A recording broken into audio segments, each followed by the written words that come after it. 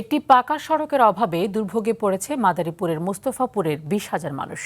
শুকনো মৌসুমে কোনোভাবে চললেও বর্ষা এলেই সড়কটি কাদা মাটিতে ভরে যাওয়ায় পথচারীদের ভোগান্তি বাড়ে।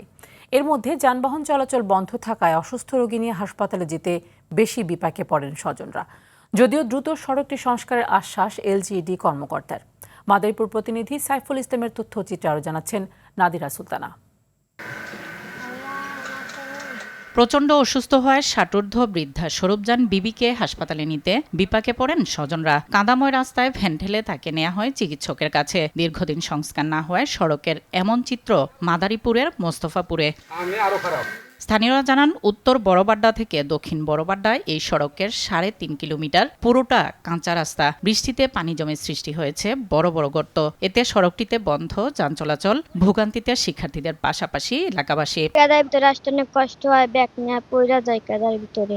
বৃষ্টি হলে আমরা স্কুল অনেক বন্ধ দিই। রোগীরা যদি মনে করেন আধা ঘন্টা হায়াত থাকে, 3 ঘন্টা লাগে খালি কাদা দিয়া পলে করে নিতে। পাকা সড়ক নির্মাণে স্থানীয়রা মানববন্ধনের মতো কর্মসূচি করলেও কোনো কাজে আসেনি।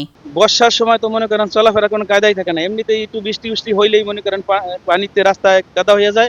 আমাদের রাস্তাটা যেন তারা খুব দ্রুত করে দেয়, সেটাই আমাদের দাবি। বের হলে কাদায় জড়ায় যায়, আমরা গিরা পর্যন্ত মাজা পর্যন্ত, তারপরে বাচ্চা কাছে স্কুল দিতে পারি না।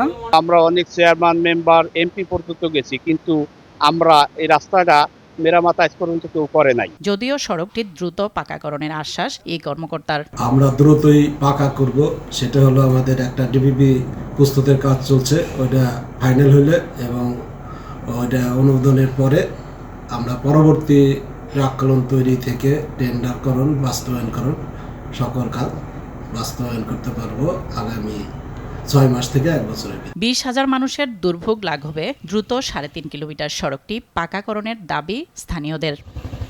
নাদিরা সুলতানা, RTV।